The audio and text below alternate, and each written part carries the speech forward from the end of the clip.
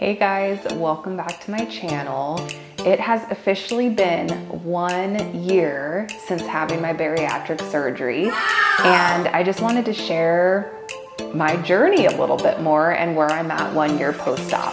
So if you haven't already watched my first video I did about my bariatric journey, I'd recommend watching that first. I thought it would be helpful just to give like some stats first. Before having my vertical sleeve gastrectomy, my highest weight was 283 pounds, and I'm about 5'5" on a good day. Prior to having my surgery, like my actual surgery weigh-in, I was 257 pounds. With having my liver shrinking diet 2 weeks before my surgery, I did lose a little bit of weight from that. Currently, 1 year later, I am just about 180 pounds. So I've officially lost over 100 pounds, 103 to be exact. I did not ever think that that was like a possibility to lose that much weight. Like, it still surprises me.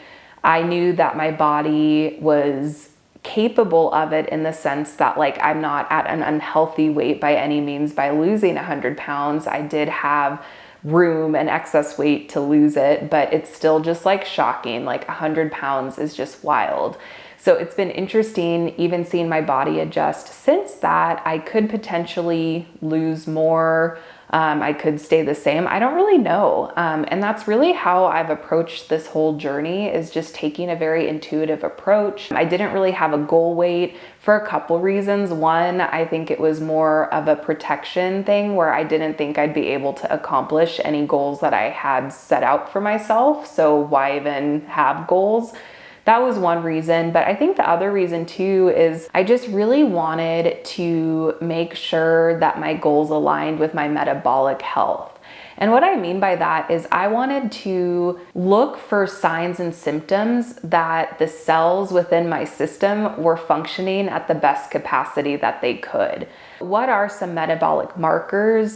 Things like having regular cycles, having warm hands and toes and feet, having adjusted moods, having more stable energy, not super high highs or super low lows, having hunger. Those are just a few things that mark metabolic health. Those were the goals I had going into surgery, where I just wanted to have regular cycles. I wanted to just have a healthy, functioning metabolism. I was on thyroid medication. I got diagnosed with polycystic ovarian syndrome, or PCOS. Again, I did a whole other video on that you can check out. But really, those were my goals, is just healing my body, having it not be in such a stressed out place like it's been most of my life. Those were really my goals. So I wanted to go over just some of the physical and then mental and emotional results, I suppose, of my surgery. One of the things that I was most surprised by after surgery was the first 3 months or so, I had excessive vaginal bleeding, and it kind of freaked me out, where I just had never heard anybody talk about that. I was in close communication with my doctor. I had an awesome pelvic floor physical therapist who is helping me out as well. And so I'm not a doctor. I'm not giving medical advice. I'm really just sharing my experience. The first 3 months were really tough because my program guidelines suggested that I only focus on protein and vegetables, basically. And so when I was having all of this excess bleeding, I just felt super run down and tired. And so I actually slowly started incorporating sweet potatoes, oatmeal, just some carbs to help with the bleeding that I was experiencing, so I wasn't so fatigued and tired all the time, and that really helped. A hypothesis as to why I was having this excess bleeding, again, check with your doctor. This is just for my body, me theorizing about it. A lot of times estrogen is stored in fat cells. Fat cells you don't ever lose unless you get like liposuction or something, but after getting my surgery, my fat cells began to shrink. And since estrogen a lot of times is stored in those fat cells, I think what was happening is as my fat cells were shrinking, the estrogen had to get out somehow. And so for me, that was just in the form of bleeding it out. And the interesting thing that I noticed as well is where I lost my weight the quickest was more in like my hips and butt region. And that's where a lot of excess estrogen can be stored. So again, do your own research. I'm not telling you what to do with your body or that that's what could be happening with your body. I think that's just what it was for me. And I thought that was really interesting. Within the first 3 months also, I noticed that I was sleeping so much better. I didn't know that the quality of sleep I was getting before was as horrible as it was until I started experiencing what good sleep felt like. So that was one thing that was super awesome. I was taking thyroid medication and my blood levels after 3 months showed I didn't need to be taking that anymore, which was super cool. I also noticed too that I just wasn't as achy anymore. Like my body just started feeling a lot better. Just, I would have a lot of like hip and back pain that was pretty just regular that I had just kind of grown accustomed to. That completely went away. And I noticed that I started really having regular cycles, I would say about like month 7 or 8. So it did take a little while for my body to adjust. How it would work is I kept having, like I had a lot of bleeding those first 3 months.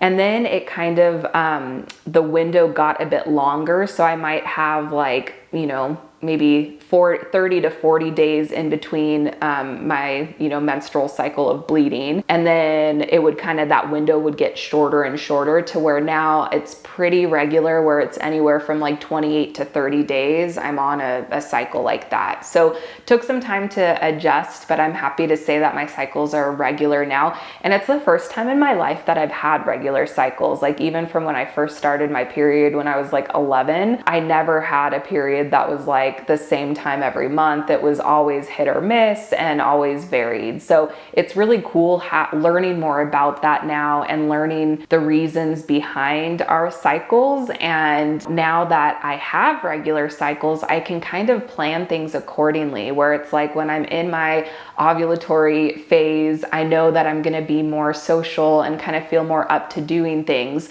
When I'm in like my premenstrual cycle, I know I'm going to just need more extra rest. So just that has helped so much with my stress level and just knowing how to support my body through the whole month. So my hormones definitely feel more balanced, and I can just tell a huge shift within my mood and just a lot of other things from that. I have experienced hair thinning, and that's a very common outcome when having bariatric surgery. It's just part of the hormonal process that many of our bodies go through. Honestly, it hasn't really bothered me that much. Like you can kind of see, like my hair, for me, this is just thinner. Like it's just thinner, and that's okay. I know that I'm eating food to support my body and that in time my hair will grow back. So that hasn't really bothered me too much. And luckily for me, it hasn't been like super noticeable. Like I notice it just because I know that this is the thinnest my hair has ever been, but I'm lucky in that way where it's like I don't have bald spots or anything like that. Not saying that's bad if that's what you get, but I know that was something that I was a bit concerned about. I don't know, it doesn't really bother me that much. As far as loose skin goes, I do have a little bit of loose skin like in my arms. Can't really see it here, but just a little bit here, a little bit around my stomach and my thighs. But again, I'm really grateful that one, it's not like excessive in my mind, and two, it's not really something that bothers me. Like my goal, and again, I explained this in other videos, but one of the goals from having surgery has always been to have kiddos. And so I'm actually kind of grateful for the excess skin, especially around my stomach. So that way, when I do get pregnant, my skin won't have to grow so quickly from from getting, having the baby grow, but because it's had more weight, it's gonna, I think, just expand a bit easier with pregnancy. So I'm not too worried about that. I know a lot of people are concerned about excess skin, which I totally understand. Again, for me, it hasn't been a big deal, and it also doesn't impair my ability to move or do things like that, which I'm really grateful for. I know that's not the case for everybody. So I think that's also why it hasn't been a big deal, because it hasn't impacted me in that way at all. I think also too, being younger, I'm 28, I had the surgery when I was 27. I think the fact that my skin just has more collagen and elasticity definitely helps as well. The other interesting thing that I've noticed is before I used to hurt a lot from movement. If I was walking or standing a lot, my body would just hurt. Now it's like the complete opposite, where if I don't get enough movement throughout the day, that's when my body aches and hurts. And so that's been an interesting transition of making sure that I'm doing what I can to stand up, to walk around throughout the day, because if I don't, my body just hurts. I also try to do quite a bit of like stretching and just intuitive movement, and that is really helpful also. During my first year of bariatric surgery, I really focused a lot on nutrition and fueling my body properly, to where I haven't focused on movement as much, but that is something going into this next year that I'm hoping to focus on, is more strength training and weightlifting, and so I'm really excited about that. Those were some of the biggest physical outcomes that I've experienced in this first year of having surgery.